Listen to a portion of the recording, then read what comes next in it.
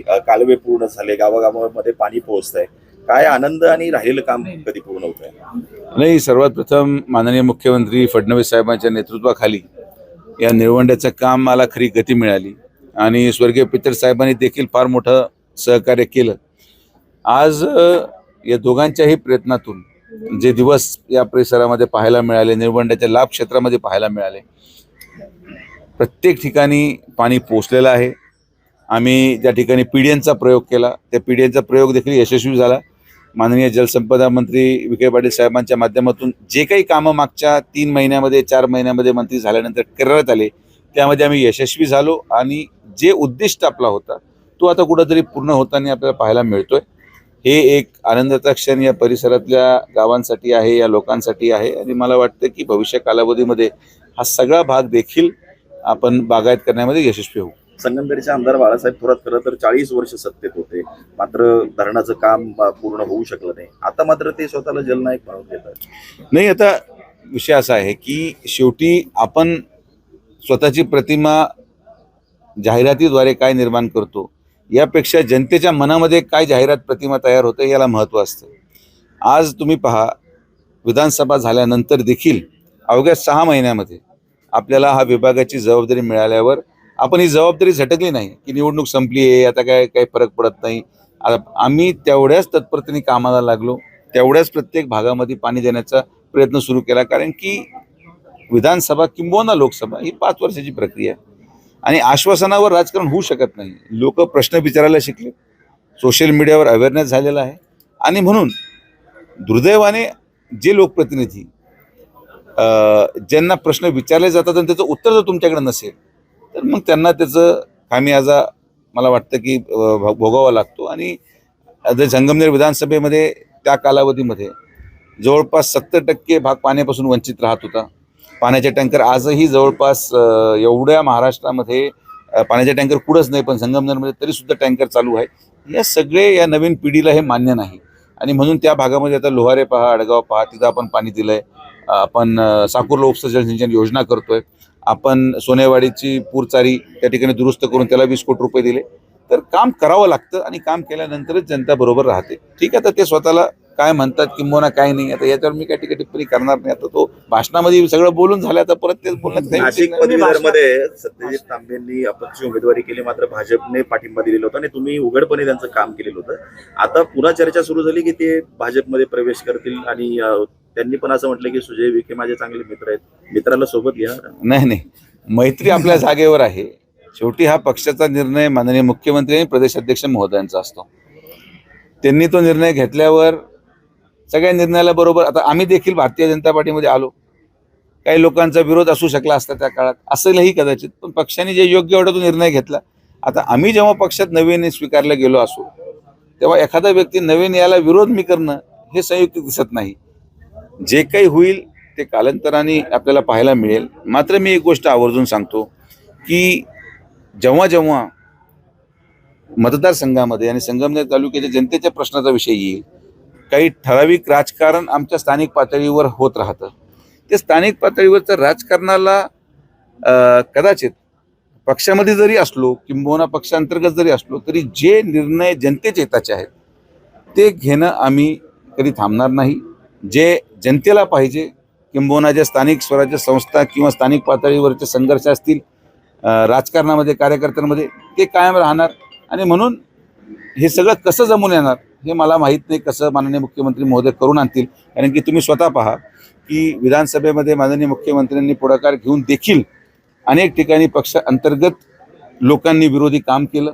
त्याचे पुरावे देखील मीडियामध्ये आहेत, जनतेपुढं आहेत. आणि म्हणून या सगळ्या कुरघोडीचं राजकारण चालत राहतं.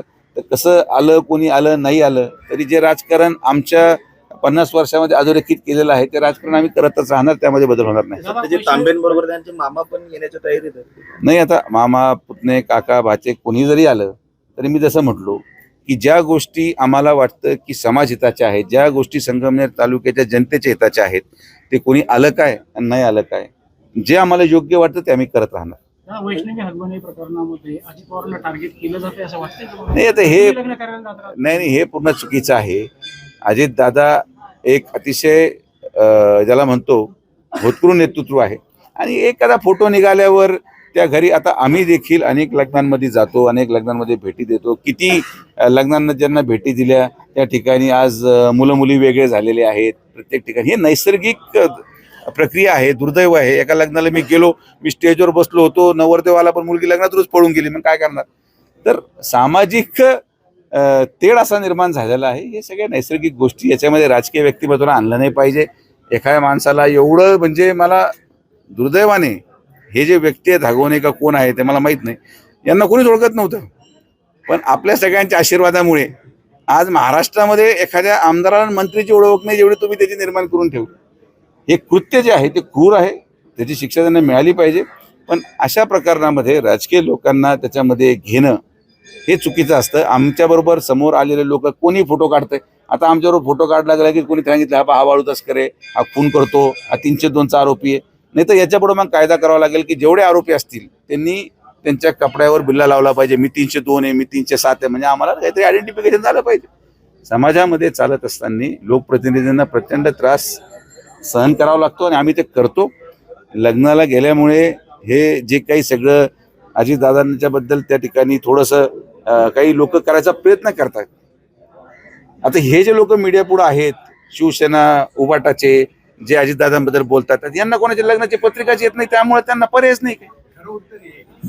ज्या लोकांना लग्नाचे पत्रिकाच येत नसतील त्यांनी दुसरा माणूस लग्नाला गेला त्याचा त्रास होऊ शकतो. तर माझी अशी विनंती आहे की हे जे मीडियावर प्रवक्ते आहेत उभाटाचे आणि शरद पवार गटाचे, यांना पण लोकांनी लग्नाच्या पत्रिका पाठवायला सुरू करा, म्हणजे या लोकांना बाकीचे आक्षेप राहणार नाही. उद्धव आणि राज ठाकरे सुद्धा एकत्र येण्याची चर्चा सुरू आहे. राऊतांनी तसे संकेत दिल्याची आमची तयारी आहे. संजय राऊत साहेबांनी संकेत दिले म्हणजे होणारच नाही. तुम्ही 2 वर्ष वाट पहा. त्या पक्षामध्ये फक्त 2च लोक राहतील, माननीय उद्धव साहेब आणि संजय राऊत साहेब. बाकी तिसरं कोणी तिथं सापडणार नाही. जोपर्यंत राऊत साहेब तिथं आहेत तोपर्यंत कोणी त्यांच्याबरोबर जाणार नाही आणि त्या पक्षाला उभारी पण मिळणार नाही. आता हे काय मीडियामध्ये दाखवलं जातं ते 1 होणार, 2 होणार, 3 होणार, त्याच्या पुढचे अनेक प्रश्न आहेत. मग 1 झालं तर पक्षाचा नेता कोण राहणार, मग नेतृत्व कोण स्वीकार करणार, अशा अनेक तर्कवितर्क आहेत. तर त्यामुळं मला वाटत नाही की जे ते म्हणतात ते होईल. पण झालं तर ती सुद्धा महायुती सक्षम आहे कुठल्याही युतीसमोर लढायला. माननीय मुख्यमंत्री महोदयांच्या नेतृत्वाखाली आणि दोन्ही उपमुख्यमंत्री नेतृत्वाखाली आपण चांगलं काम करू. राजकीय पक्षाचे जे पदाधिकारी आहेत प्रतिष्ठेसाठी उंच लग्न करतात, खर्चिक लग्न करतात आणि हुंडा पण घेतात, अशा जे प्रवृत्ती ज्या आहेत त्यांच्या बाबतीत तुम्ही कसं बघता? कारण तुम्ही देखील अनेक लग्नांना हजेरी लावतात, कोणी हुंडा घेतला हे माहीत नसतं. आता आम्ही लोकप्रतिनिधी आहोत. लोकप्रतिनिधी स्वतः आदर्श ठेवला पाहिजे आणि म्हणून विखे पाटील परिवारामध्ये मी एकुलता एक असला तरी माझ्या वडिलांनी माझा सामुदायिक विवाह केलं, समाजाला सांगण्यासाठी की बाबा मी माझ्या मुलाचं लावतो तर कार्यकर्त्यांनी पण तेच करावं. आता कार्यकर्त्यांचं एकदम जोश गडी सगळे एवढे, कोणी फॉर्च्युनर देऊ राहिलं, कोणी गाड्या देऊ राहिलं, आता काय बोलू शकतो आपण आदर्श घडवून दिला.